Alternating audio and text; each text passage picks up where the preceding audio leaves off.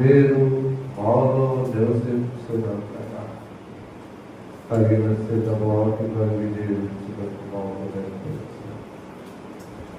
ఓ దేవా, ఈ చివరి జన్మలలో ఈ అంచె జన్మలలో మీరు ఆకటి సమీపంలో ఉన్న ఈ కాలంలో ప్రభువా మేమందరము మనసు మార్చుకొని రూపాంతరం చెంది ఈ మార్గంలో నడుచుటకు మాకు నేర్పించండి. దుష్టుల యొక్క కుతంత్రముల నుంచి విడుదలను వినిపించండి. దుష్టుల యొక్క క్రియలను ఎదురునైపరచండి. మీతో సహవాసం చేసేవారిని, మీలో ఉన్న జీవాన్ని పొందేవారిని, అనేక మందిని జీవింపజేసేవారిని ప్రభువా మమ్మల్ని సిద్ధపరచండి. ఏ ప్రేమతో మీరు మమ్మల్ని ప్రేమించినారు ఆ ప్రేమ ప్రభువా అందరి పట్ల వెళ్ళని పరచి సిద్ధవాదుతో మీరు పాల్గొని సురక్షిరాడుతూ మీ రాజ్యంలో కూర్చొని మీ కార్యం జరిగించండి. ఈ ఉదయకాల సమయంలో ఎంతవరకు మీరు మాతో ఉంటే పరిధిలోనూ కోడూరులోనూ జరిగించిన ఆరాధన వంటి పొందడం ఈ సమయంలో ఈ స్థలంలో ఘనమైన మీ నామమే మహిమపరచబడుగా మీ కార్యము జరిగించండి. అయోగ్యుడమైన నన్ను జ్ఞాపకం చేసుకొని మీ శిరోచాలను మరుగుపరుచుకొని మీ నోటి మరుగు వాడుకొని మీ జ్ఞానముతో నింపమని మా అందరికీ కావలసిన జీవాహారం అందించండి. యేసు క్రీస్తు అనేది పరిశుద్ధ నామములో ప్రార్థన చేసి అడిగి వేడుకొనుచున్నాను తండ్రి. ఆమేన్. ప్రభువునందు ప్రియులారా, మన ప్రభు యేసు క్రీస్తు వారి నామములో మీరందరికీ వందనములు. దేవుడు మనం ప్రేమించి మళ్ళా మరి ఒక పరిశుద్ధ జన్మలో మనందరినీ ఆయన కూర్చుండబెట్టినాడు. అందరూ బట్టి దేవుడికి వందనములు. ప్రియులారా, దేవుడు మనల్ని ఎంతో ప్రేమించి ఆయన రాజ్యములకు వారసులుగా చేయమని ఆయన ఇష్టపడినాడు. అయితే ఎంతమందిని దేవుని యొక్క చిత్తాన్ని నెరవేర్చే వారిగా ఉన్నాం? ఎంతమందిని యేసుక్రీస్తు వారి వైపు చూసే వారిగా ఉన్నాం?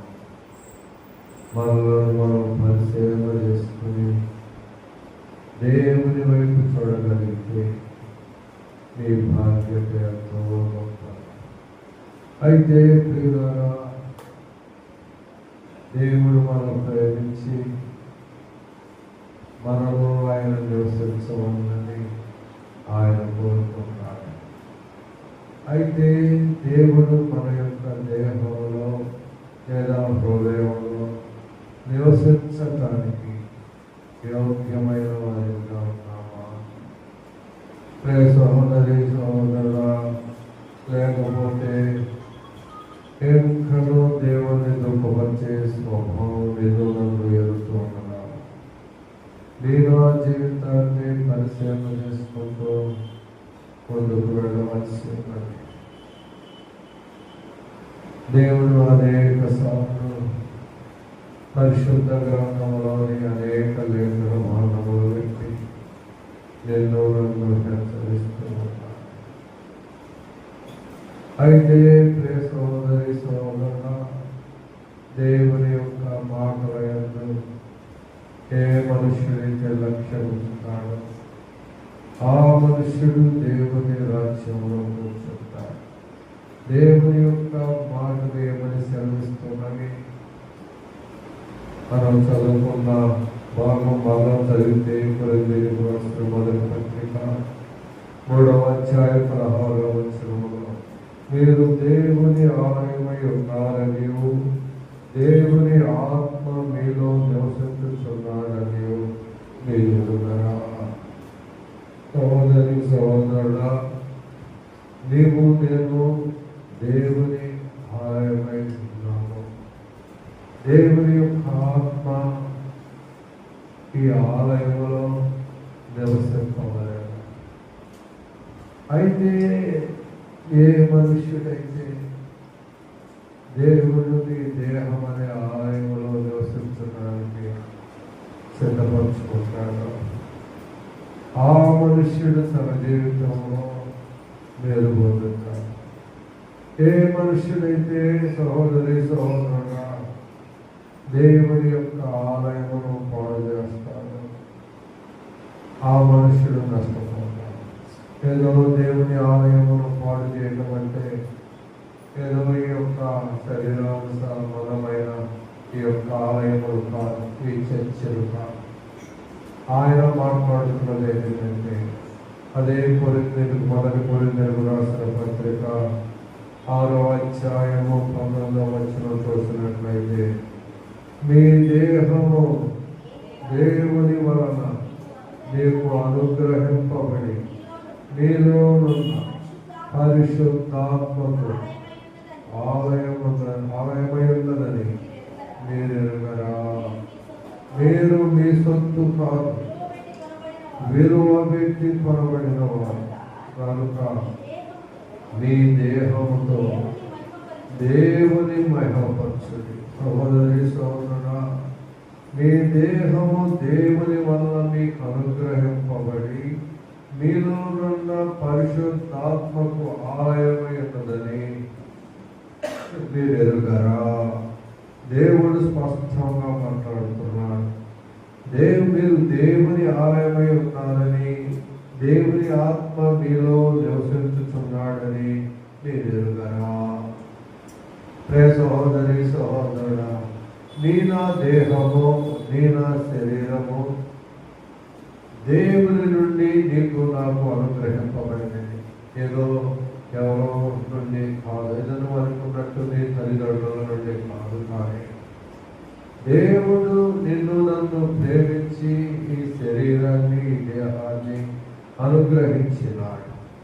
అయితే ఈ శరీరం అనే ఆలయములో లేదా ఈ దేహం అనే ఆలయములో లేదా నీ హృదయం అనే ఆలయములో దేవుని యొక్క ఆత్మ నివసించాలి. పరిశుద్ధాత్మ నీ దేహం అనే ఆలయంలో నివసించాలి. అయితే పరిశుద్ధాత్మ దేవుడు నీ దేహంలోనే ఆలయంలో నివసించాలంటే నీ దేహమును దేవునికి ఇష్టమైన రీతిలో మార్చుకోవాలి. అంతేగాని నీకు నాకు ఇష్టమైన రీతిలో మార్చుకోవటానికి నీకు నాకు హక్కు లేదు. ఎందువల్లనగా ఇది దేవుని వలన అనుగ్రహింపబడినది. దేవుడు నిన్ను నన్ను కొనుక్కున్నాడు, విలువ పెట్టి కొన్నాడు. నేను మనసొచ్చు కాదు, మన దేహము అని చెప్పవచ్చును, కానీ ఇది దేవుడు అనుగ్రహింపబడినది, ఇది దేవుని సొత్తు అయినది. అయితే నువ్వు విలువ పెట్టి కొన్నావు కాబట్టి, ఆయన సొత్తు అయినావు కాబట్టి ఆయన మాట ప్రకారం నువ్వు జీవించాలి. ఎంతమంది గ్రహింపు కలిగి దేవుని ఆత్మ నీలో నాలో నివసించున్నంతగా దేవుని పాదములను పట్టుకుని బ్రతిలాడే వ్యక్తులుగా ఉన్నాం. లేకపోతే ఎంతమందిని సహోదరి సహోదరుడా మన ఇష్టానుసారముగా నడుచుకునే వ్యక్తులుగా ఉన్నాం. దేవునికి అనుకూలముగా నీ శరీరము లేదా నీ దేహము, నీ యొక్క దేహములో ఉన్న అవయవములు దేవుని నీతిని నెరవేర్చగలిగితే పరిశుద్ధాత్మ నీ దేహంలో దేహం అనే ఆలయంలో నివసిస్తూ ఉన్నది. లేకపోతే సహోదరి సహోదరుడా నీ ఇష్టాన్ని నువ్వు నెరవేర్చుకుంటే దేవుడు నీ దేహంలో ఉన్నాడు. దేవుని యొక్క ఆత్మని దేహం అనే ఆలయంలో నివసించండి. మరి దేవుని యొక్క ఆత్మ నీ దేహం అనే ఆలయంలో నివసించకపోతే అది దొంగల గృహగా మారుతుంది. దొంగల గుహగా. నా మందిరము ప్రార్థనా మందిరం అనబడదు. అయితే దానిని దొంగల గుహగా చేస్తున్నారు. ఏదో శరీరానుసారమైన మందిరముల గురించి ఆయన మాట్లాడటం లేదు. కానీ నీవు ఆయన సొత్తైన వారు విలువబెట్టి నిన్ను కొన్నాడు. అయితే నీ దేహము నీ శరీరము ఆయనకు ఆలయం కాబట్టి ఆయన నీలో నివసించాలి. దొంగల గుహగా ఉండకూడదు. దొంగల గుహ అంటే దొంగలెవరు? ఏదో ఈ లోకానుసారమైన దొంగలు కాదు. వాడు దొంగయు దోచుకునేవాడు, అబద్ధికుడును, అబద్ధములకు జనకుడు. అనగా శత్రువైన సాతానుకు నిలయముగా నీ దేహం ఉండకూడదు. ఆ రీతిగా నీవు భక్తి పెట్టుకుని ముందుకు వెళ్ళగలిగితే నీ జీవితంలో గొప్ప భాగ్యం పొందుతావు. ఎప్పుడు నీ దేహము దేవుని కార్యముగా మారుతున్నది, ఎప్పుడు దొంగల గుహగా మారుతున్నది. నీవు దేవుని మాటలు విని దేవుని యొక్క మాటల ప్రకారం నీవు ప్రవర్తించే వ్యక్తి అయితే యేసుక్రీస్తు వారి యొక్క రక్తమే నీ దేహములో ప్రవహించగలిగితే అప్పుడు నీ దేహము దేవునికి ఆలయమై ఉంటుంది. లేకపోతే నీ సొంత ఇష్టాన్ని నువ్వు నెరవేర్చడానికి ముందుకు పరిగెత్తే వ్యక్తి అయితే నీ యొక్క దేహము, నీ యొక్క శరీరము లేదా నీ యొక్క హృదయము దొంగల గుహగా మారుతుంది. ప్రియ సహోదరి సహోదరుడా, ఏ మనుష్యుడైతే దేవుడు ఈ దేహాన్ని నాకు అనుగ్రహించినాడు, ఆయన నన్ను విలువ పెట్టి కొన్నాడు.